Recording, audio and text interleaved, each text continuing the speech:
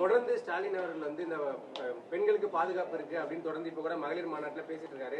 ஆனா நேத்து கூட வந்து சென்னையில வந்து ஒரு குடும்பத்தையே வந்து வெட்டி புதைச்சிருக்காங்க. இன்றைக்கும் நடந்திருக்குது. இப்ப நான் வரும்போது ட்வீட் போட்டு தான் வந்திருக்கிறேன். தினம் நடக்குதுங்க.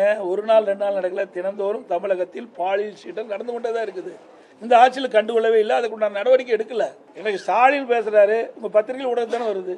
அந்த செய்தி வச்சு தான் நாங்கள் சொல்றோம். இன்றைக்கும் நடந்திருக்குதாக செய்தி வந்திருக்குது. செய்தி அடிப்படையில் நான் ட்விட்டர்ல நான் போட்டுக்கிறேன். கூட்டணி பலமாயிடுச்சு உங்க தரப்புல சொல்லப்பட்டாலுமே கூட இது வந்து ஒரு அழுத்தத்தினால சேர்ந்த கூட்டணி அப்படின்னு எதிர்க்கட்சியினர் விமர்சனம் பண்றாங்க. அப்படித்தான் ஏங்க கூட்டணி வரலைன்னா கூட்டணி வரலைமாங்க. அப்புறம் 4 மாசத்துக்கு முந்தைய உங்க டிவி பத்திரிகையில் என்ன சொன்னீங்க? எடப்பாடி பழனிசாமி கடையை விரிச்சு வச்சுட்டு இருக்காரு, யாரும் வரலைங்க. கூட்டணியெல்லாம் வந்தவர்கள் என்ன சொல்றீங்க?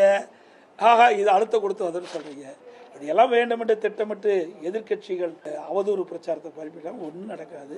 தெளிவாக நாங்கள் பேட்டியே கொடுத்துட்டோம். பாரத பிரதமர் நரேந்திர மோடி அவர்கள் அங்கே வந்து முதற்கூட்டம் தேர்தல் நடைபெற்ற அந்த மதுராந்தகம் கூட்டத்தில் வந்து அழகாக பேசினார். அந்த கூட்டம் முடிந்த பிறகு நாங்கள்லாம் எங்களுடைய கூட்டணி கட்சி தலைவர்களும் ஒன்றாக இணைந்து அற்புதமான பேட்டி கொடுத்தோம். உங்கள் தொலைக்காட்சியில் வந்திருக்குது.